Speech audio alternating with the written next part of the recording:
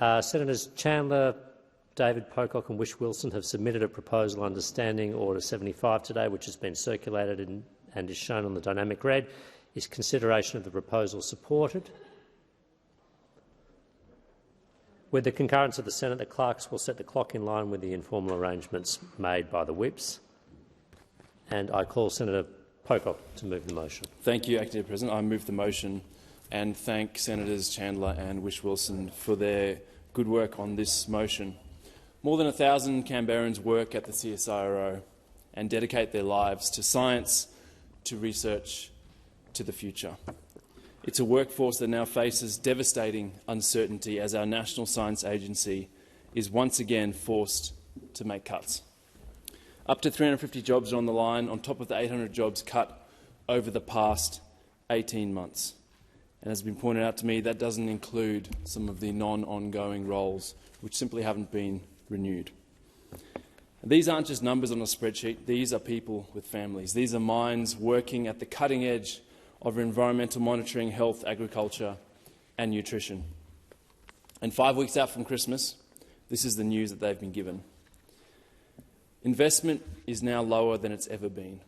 Per capita, it's less than half of what it was in the 1980s and has fallen 87.5% as a percentage of GDP over the same period. And here's what makes the current situation so outrageous. Under this Labor government, these CSIRO job losses are now set to surpass even those made by the Abbott government.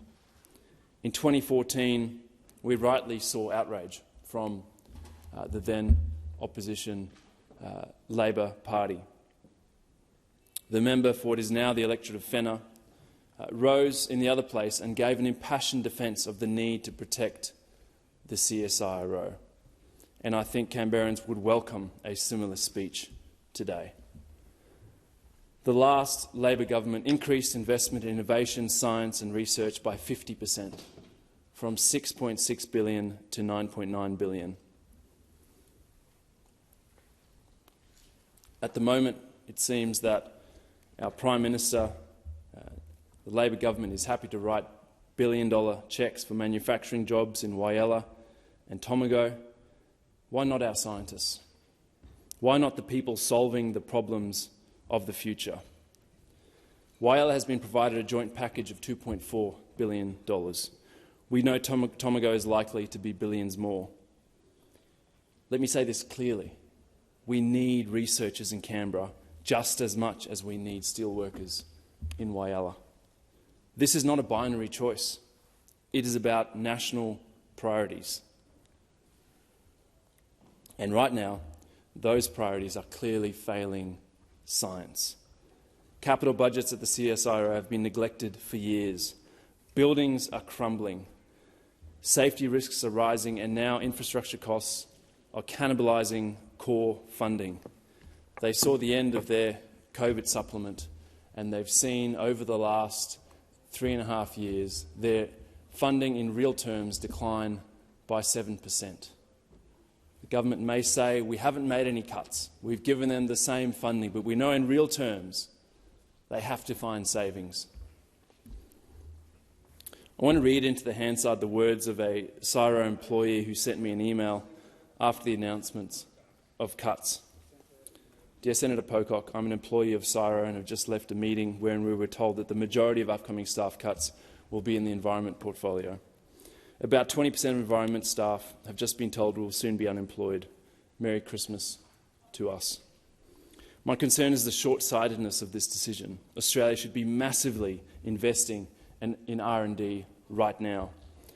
I'm writing to ask for your help. The people of Australia need to know what is happening to a trusted national institution.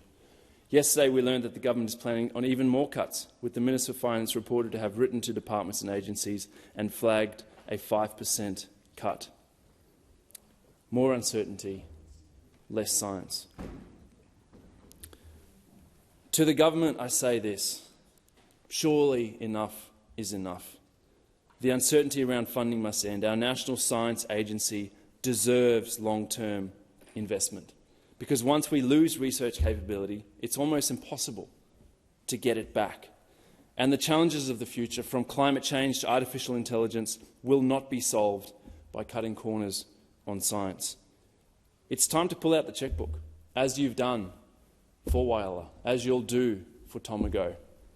It's time to save our CSIRO and actually invest in science so we can be the smart country. I call Senator Ayres. Thank you very much, Acting Deputy President. I want to put a few of the key facts on the record and welcome actually the opportunity for a discussion about the future of the CSIRO and the role that it plays, not just here in the ACT, but as our premier national science and importantly applied science and industrial research organisation. The CSIRO is the recipient of, in round terms, $1 billion a year in public funding. That is not its only source of income, but a very significant contribution from the Commonwealth Government.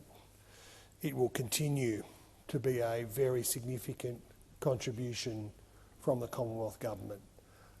There are no funding cuts from this government for the CSIRO. There is nothing but respect from this government for the work that the CSIRO plays, not just in terms of its own work, but in the important facilitative and leadership role it plays across the rest of Australia's research and development system. And it will continue. Listen, any level of interest. I've been engaged with Senator Pocock about some of these issues over many weeks and months. There's a few other senators in this place who've displayed an interest. The position of the coalition in government and in opposition has just dripped with contempt for the CSIRO, has dripped with contempt for science, and this new interest. We will get to the decision, but I won't take interjections from people who've mobilised against the interests of science, who've diminished the role of science in so many aspects of Australian life. No funding cuts from this government, nothing but support, including additional support on top of the $1 billion funds that we provide every year. In fact, it was the Abbott government in 2014 that started the problem with savage cuts to the CSIRO's capacity, mobilised by an ideological antipathy towards science and the modern world. That's what drove that. Now, what is happening here? What is happening here? Senators. What is happening here is that the CSIRO management are making some decisions about what are the priority areas of research for the CSIRO, what research programs are going to be strengthened, and where is work going to either not continue or be altered. That is the truth. And I expect, as the minister, every research dollar, every dollar that goes into science to be spent consistent with those national science priorities. And I recognise that organisational change, that the changes that have been signalled are very difficult indeed, and that the people who are affected by these changes are passionate scientists who bring an enormous amount of expertise and hard work to the work that they do.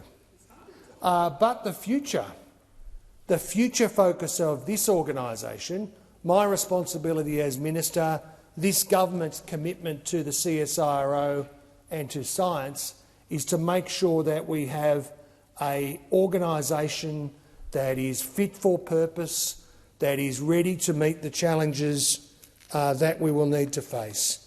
They will be there supporting a clean, affordable energy transition, including transforming critical minerals to materials, addressing the pressing problems of climate change with a renewed focus on adaptation and resilience, applying advanced technologies including AI and quantum quantum sensing, robotics and manufacturing, improving the productivity and resilience of Australian farms and the agriculture sector, mitigating and eradicating biosecurity threats to industry, landscapes and communities. Those will be the focus areas and the priorities. That's where the CSIRO and their management and their staff are working together to deliver a stronger, more effective CSIRO.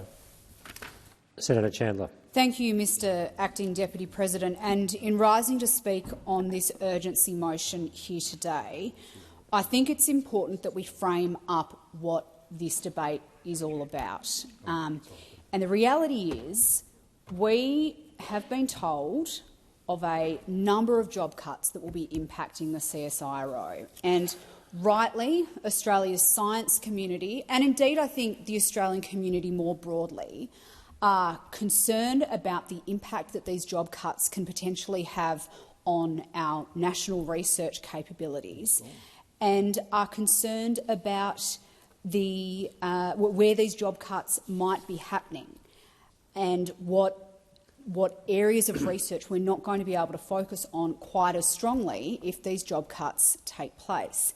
And one of the reasons we're having this conversation here today is because Australians need to know the answers to those questions. But regrettably, Mr Acting Deputy President, we've just had a 5-minute contribution from the Minister for Science here in this chamber, where he has talked about his commitment to the CSIRO, and I don't doubt that that is a genuine commitment on behalf of Senator Ayres, but he's talked about that commitment and provided no clarity to Australians of exactly where these job cuts will be coming from and exactly what impact that is going to have on Australia's ability to tackle the scientific challenges that we see coming into the future. For more than a century, the CSIRO has been a backbone of Australian innovation. It's not just a research organisation, it's the engine room of ideas that have helped shape our nation and, in some cases, the modern world. I mean, we know that the CSIRO is responsible for Wi-Fi, polymer banknotes, AeroGuard, and advances in agriculture and climate science. All of these initiatives came from the CSIRO, and they're more than just clever ideas. They are the technologies that Australians use every day and that the world relies on. But we know that under this government there have been a significant number of job cuts from the CSIRO. In just 18 months, the organisation has lost more than 1,000 jobs, 818 of those since mid-2024. And now, as I've said, we've heard from the government that another 300 to 350 research roles will be cut in the future, as announced this month. Now, these are more than just numbers. They represent expertise in marine science, biosecurity, crop protection, mineral resources, areas critical to our national sovereignty and our food security. And the fact of the matter is the government is not being upfront about where these cuts are going to come from. And it would be very easy for them, Mr Acting Deputy President, to come clean with Australians and explain where the cuts are going to come from. I think if they could do that and clearly demonstrate how CSIRO is going to be able to still deliver on its priorities, then perhaps there wouldn't be quite the level of consternation that there currently is within the broader community. But again, we had a 5-minute contribution from the Minister for Science in here this afternoon where he failed to do that. So what I've done is looked through the potential job cuts, the areas that have been talked about, and the geographical parts of this country where that important research is done. Cuts to the environment, that could mean up to 150 jobs gone. It could mean gutting Hobart's Marine Hub and the Aspendale Climate Centre. Health and biosecurity, around 110 roles could be lost here. Boggo Road and Wake campuses could be stripped of disease prevention and biosecurity expertise right when global health threats are rising. Agriculture and food, we could see up to 55 job cuts in this area, again losing skills in resilience and food innovation, risking our own productivity and our own food security. Mineral resources, up to 35 jobs could be gone. Perth and Brisbane would be likely to lose critical mineral processing and engineering talent, which is vital for clean energy and supply chains, and I know so important to the local industries in those areas. Now, I'm not trying to scaremonger here, Mr Acting Deputy President. If I'm wrong about these job cuts, which is just a few numbers that I've put down on a bit of paper based on publicly available information, I would love for the minister to tell me so. I would love for the minister to come into this chamber and tell the Australian public the exact nature of these cuts so that we can understand them more fulsomely. Because these cuts don't just hit the CSIRO, they hit families, they hit local jobs, regional economies and Australia's sovereign capability. Senator Whish-Wilson. Thank you, Acting Deputy President. I thank Senator Pocock for bringing forward this motion and acknowledge that the Senate has just passed a motion for a references inquiry into these job cuts at CSIRO, and it's a very important opportunity for us to get to the bottom of how CSIRO got to a point where it had to not only retrench 850 workers recently, but also the targeted job cuts of 350 scientists and researchers across the organisation. My home state of Tasmania, we have about 400 staff at CSIRO in Hobart. They're absolutely critical to our community down there, to our economy and to our reputation as a global science hub. And this is not my first rodeo on this, Acting Deputy President. I chaired a select committee in 2016 into the LNP's attempt to cut 350 jobs at CSIRO. And in that case, we worked out something that's really important and very relevant to this situation. That is public good science, that is science that should be funded by the public, not commercialised or monetised, is the first science to go when we see these restructures and retrenchments. And CSIRO back then, the witness evidence we got was very clear that there was an attempt to try and monetise science across CSIRO. Individual researchers, including climate researchers, ocean researchers, environment researchers, water researchers, who are doing this important public good science, dealing with some of the greatest challenges of our time, were told by their division heads they had to go out and find revenue to justify their existence. And what have we found out already out of the 350 science cuts? We found out last Friday, Minister Eyre confirmed, they're going to be in the Environmental Research Unit, which is oceans, atmosphere and climate, water and nature. Public good science. 150 jobs out of the 350 are going to come from public good science and from the Environment Research Unit. And sadly, most of the 400 scientists in Tasmania are from the Environmental Research Unit. So you do the maths.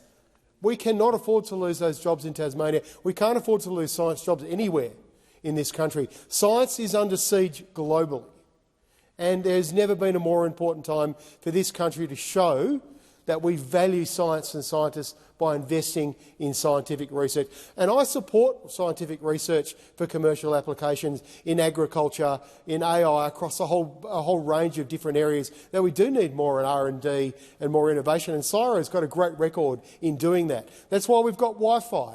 That's why we've got lots of other inventions. It's come from research from CSIRO. But we cannot target and defund public good science at a time when it's most critically needed. So we need to find out, how did CSIRO get to a point where they ran out of money and had to sack scientists? The last thing, Acting President. Thank you, Senator Whish-Wilson. Pursuant to